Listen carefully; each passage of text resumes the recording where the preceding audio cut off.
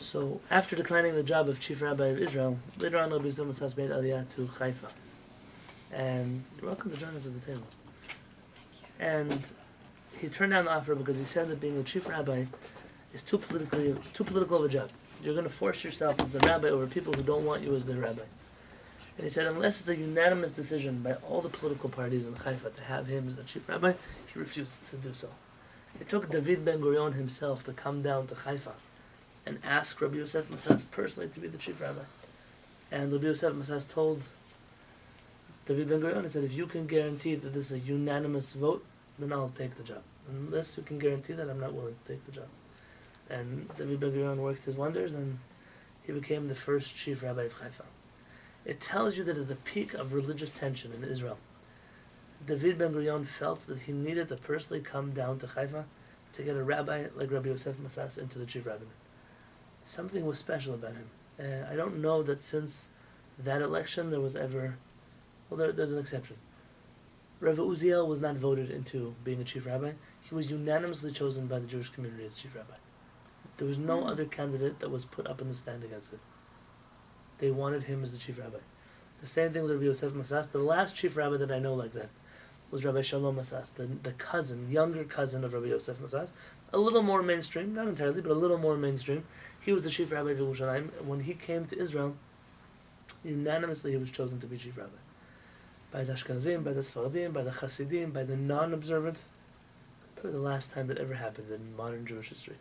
He passed away in the 90s, if I'm not mistaken. Maybe even in 2000 and 2003. Don't hold me to it. I don't know the exact date. And yeah, about 2003. And for about 10, 11 years, there was no chief rabbi of Yerushalayim because they could not get one person that everybody would agree on. Until recently, they made some kind of political agreements and appointed chief rabbis, but that wasn't nearly the same caliber as what we had before. Rabbi Yosef Masas is different, and part of that different is very special to me. I like it.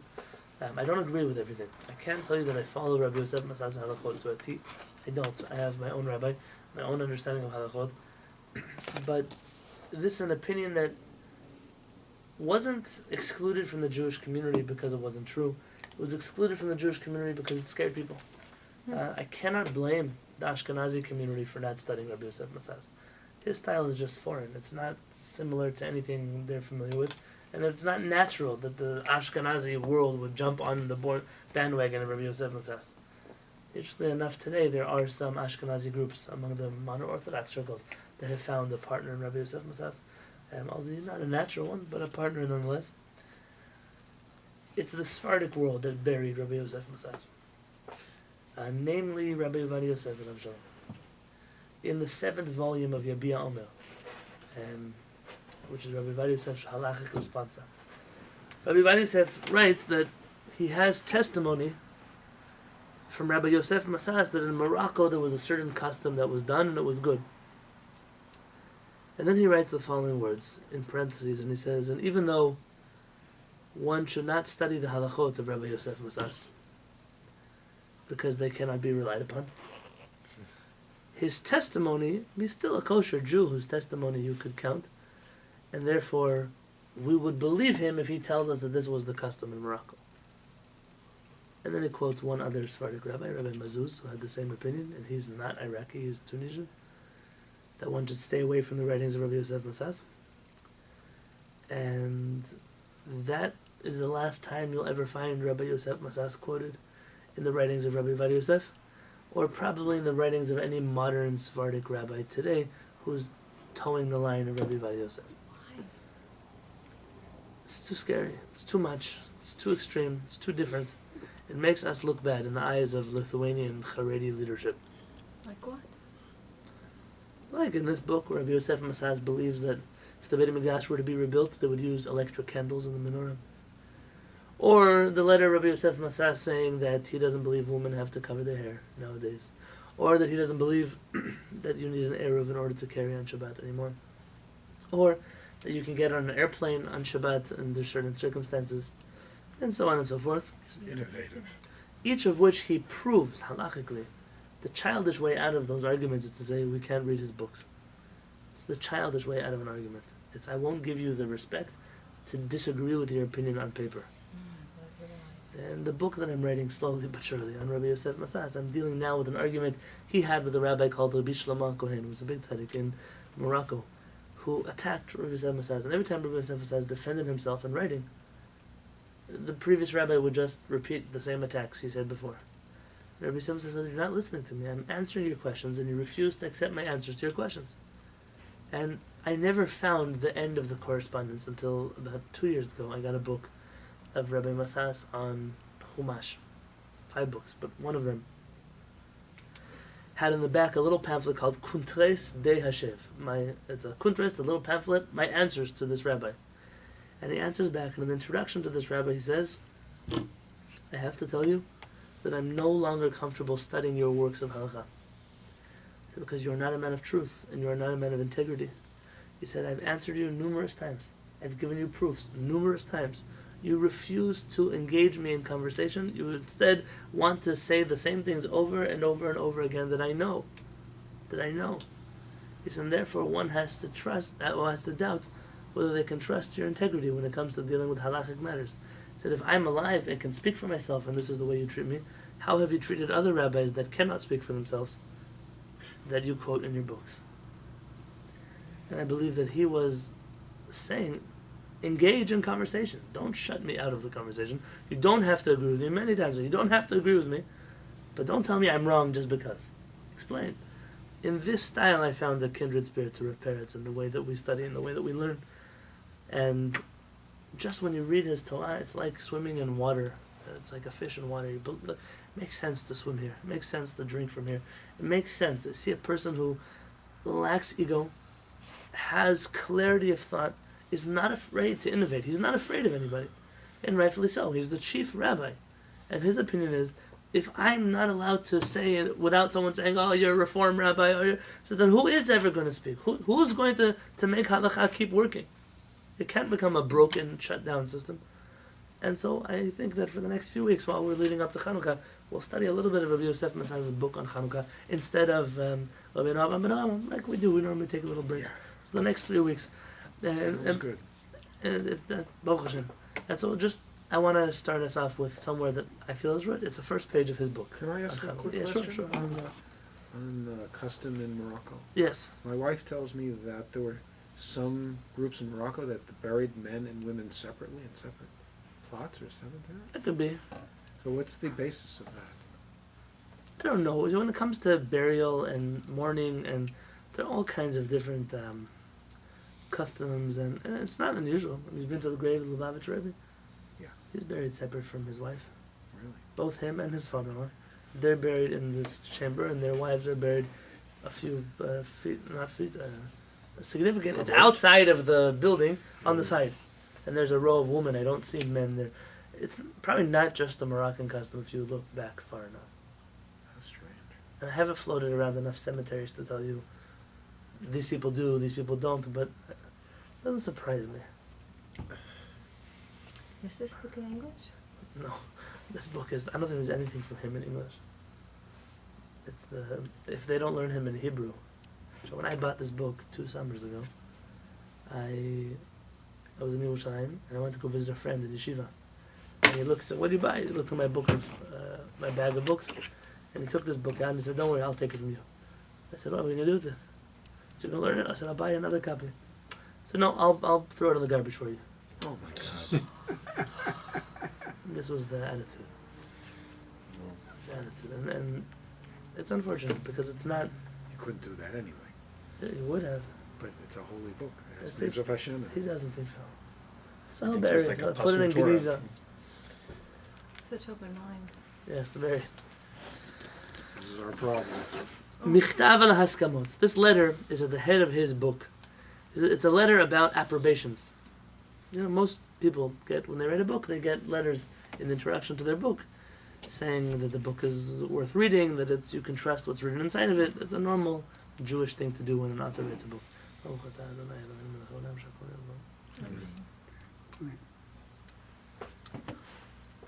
He writes, Le'echad Chacham, I'm writing a letter to a certain rabbi.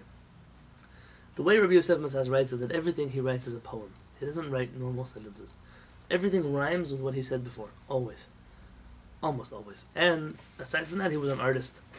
And so he would decorate the covers of his books and Is that such him? things. That's him when he was much younger. Like these designs are things that he would put together.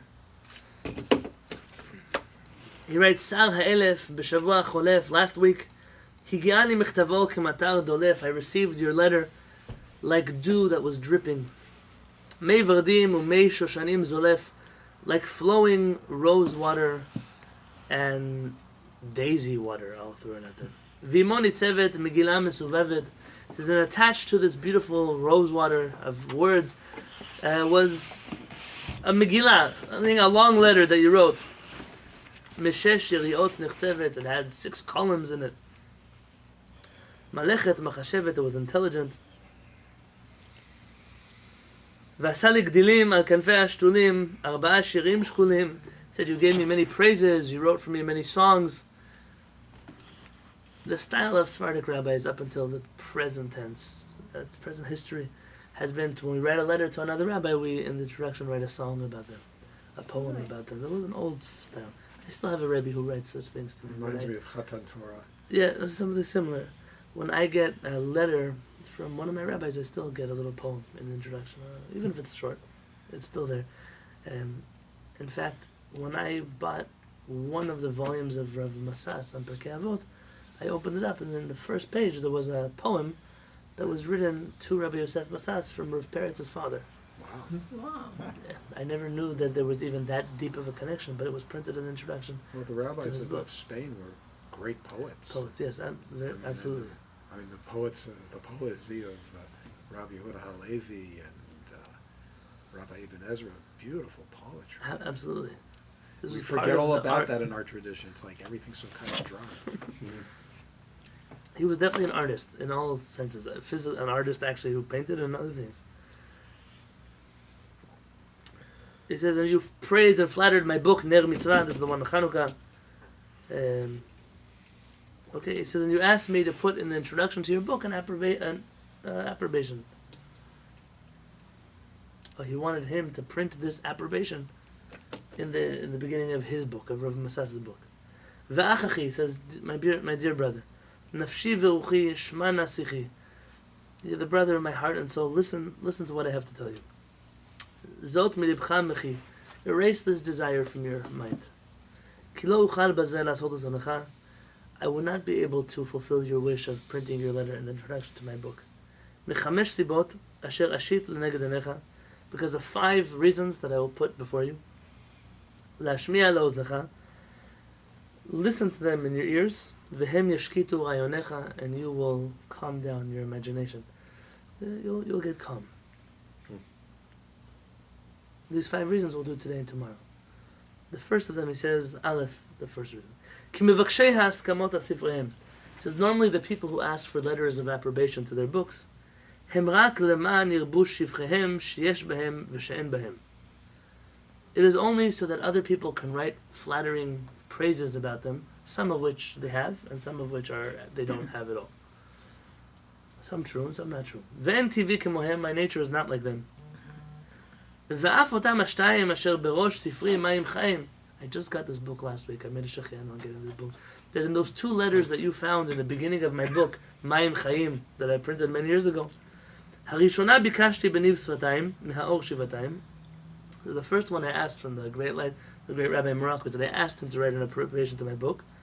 Ve'ashniya ktiva yihiva betorat nedeva lemaskert ahava v'kvatim chova. He says, and the second one just happened once someone saw the first one, they decided to write me a second one, then what could I do? I couldn't tell them no. I said, you should know that book, Ki hu reshit tevuati. He said, that book was my first harvest. It was the first time I ever published something in writing. V'tzarich ezer mezunati, and it needed help from other people so that people would even entertain the thought of reading it. Meaning, saying then I was a young author, I wrote a book, I didn't yet have a name that people would know me as. I felt it was out of humility, it's proper to ask for help from people who are famous to say that you can trust what's written inside of my book. V'od herbeti, he says, I never added more, ki tovim hashnayim amarti, because it's better to have 2 than, there's a pasuk that says, ki tovim hashnayim min echad. It's a teaching. It's better to have 2 than 1. He says, it's better to have 2 than more. He's using it in the opposite tense. ואתה אמר לי עוד ההסכמות עמוסים. He said, why else should I add more letters? רק שבחים ותארים גסים. That it's only if I wanted to have all kinds of false flattery in the introduction to my book, praising me for things that are not true. אשר הם אצלי מאוסים. He says, those things disgust me. כאשר גלוי לפני משיח עושים, as is known to Hashem that I don't run after such honors. This is the first reason I don't want to print your letter, because it's too flattering and I'm not interested in printing flattery in the beginning of my book. You have to know that his cousin, Rabbi Shalom Asas, have many of his books, maybe all of his books. In the introduction to his Shelot V'Tshuvot, I want to say he maybe has 30 or 40 letters of approbation. There it was something different. Just know his cousin was humble in a very different way. His cousin, every rabbi in the world loved him. He has haskamot from people who didn't write haskamot to anybody. I mean, in his book, printed in Morocco, you have a letter of approval from the Lubavitcher Rebbe, who was in Brooklyn. How those two connected, I have no idea. The Sephardic chief rabbis, the Ashkenazi chief rabbis, the Moroccan chief rabbis, the Haredi chief rabbis, the Satmar chief rabbis, anybody in the world who would ever, they wrote a letter praising his book. I think by him he was making a different statement, and that was that you could be your own person and not have to fight with the whole world. That was his approach to the world, which was, nobody has to agree with me, but it doesn't mean that I can't be friends with them. He bridged many gaps, and you saw that when he came to Israel, everybody accepted him as chief rabbi. This was the younger cousin. This is the second reason I don't want a letter of approval in my book. Ki ha'ohavim lahaskim al sfarim, because those who like to write the letters of approbation on books, hurak leman ya'amidum ha'mechabrim. It said they print, half the reason they write the letters of approbation are so people will print their names inside of books. Bishura Elyona, they want it on the top line, be'otiyot nedarim, in big letters. I'll never forget, there's a siddur, we used to have some floating in our shul, and it has a letter of approval from Rabbi Ovadia Yosef. And inside it says, the great rabbi, the honorable rabbi, the incredible rabbi, the giant, the brilliant one of the generation, and then at that last sentence says, and who will merit to kiss the corners of his coat? And I was like, such a strange thing to write about a rap, like all these praises in one place. Of course, Chamadia didn't. They were using his name to get money off of printing a book. But he says here, there's many people. They want others to respect them by printing their names in the book. Imrov Tuarim. They want many titles. Mizugim b'shkarim, that are mixed in with all kinds of sheker, with lies. וכבודך תנאי כפול התנה, שלא ייתן לו בתארים מנה, גדולה או קטנה, אף הראויה לו באמת ואמונה, ולא אוכל לעשות את זה. He said the problem is that even if you'll tell me that I can write your name without adding any fancy titles, he said I won't be able to do that. Why? להיות חלילה בוזה, כבודו מזה, בין מזה, חכם עדיף מחוזה. He said because if I don't write the titles, I just write what's true about you, other people are going to think that you're such a bad person because I only wrote the great honorable rabbi, and I didn't write the great honorable rabbi, the genius, the wonder of our generation. So and therefore people are going to think that I'm degrading you. So I just can't bring myself to do that to you. Shlomo Peretz very careful when he speaks to people, the words that he uses to praise them, and not. He'll never say something that's not true. Also, when he writes, he'll write a letter to somebody who could be a big rabbi, and he'll ask him, "Are you a rabbi with smicha?" He'll say, "No, I'm a Torah. I don't have official smicha." So he won't write the word harav, the rabbi. He'll write the word ribi, like Rebbe, a teacher of Torah. But not a rabbi. He's not a rabbi. You can't write about him rabbi. If he speaks to somebody like to write about every rabbi, Harav Hagon, the rabbi, the genius. I don't know if you've ever seen this acronym. Yes, are you a genius? You're not a genius. I'm not going to write about you, Harav Hagon. The ending titles, he's very careful, very particular. When my father came the first time to meet our parents, he wanted to report on how I'm doing in yeshiva. Problem is, the parents is not a normal, he's not going to tell you, yeah, he's doing wonderful, he's amazing, he's in class. It won't say such things. He'll just say good, bad, okay, one word. That's all he's going to use. So he told my father, he's doing good. Tov, that exact one word, tov. And my father was waiting for more, and he didn't get more. He said, don't worry, he just won't lie about me. That's his way to speak. But he's saying, I can't put you in a situation, you're going to ask me not to lie about you, but then it's going to look like I'm degrading you by not giving you all the titles that other people would give you. So that's the second reason I can't accept a haskama to my book. The third, fourth, and fifth reasons are quite Some of them are humorous, some of them are cute. But B'ezras Hashem, we'll do them tomorrow. Is there a reason why, I mean, if you see a book that doesn't have letters of introduction like that, does that reflect badly on the book? Many people won't read such a book. Sure. How can I? Who is Rabbi? I'm making up a name, so if it's real, don't use this against me. Who is Rabbi Mordechai Greenwald from Tel Aviv? Never heard of him, but I have heard of Rav Elyashiv. So if Rav Elyashiv says you should read the book of Mordechai Greenwald, okay, I'll read the book. It almost is. Yeah. Well, I mean, is that something you subscribe to? I subscribe to something worse. Worse. Turn off the camera. No, I rarely read. No, I'm kidding. I'm kidding. I rarely read books There's one hot dam out there. that are Very short. contemporary. Meaning that someone who printed them is probably still alive, unless they're from the bigger rabbis of the generation. Not because I'm a snob. I've come across so many books that are either full of nonsense, or they're. I'll tell you. Rabbi Yosef Cairo gave us one chapter with a few halachot on the laws of Asher Yetzal. And there's a bookstore that I was in Yerushalayim has 3 volumes on Asher Yetzal. I'm sure this person spent years of his life writing this book. I cannot fathom, for the life of me, what it is that you could put in 3 volumes. I don't even know where you found. So even if you copied every word of the Shulchan Aruch and printed it in the biggest print you could possibly find, you wouldn't hit 3 volumes.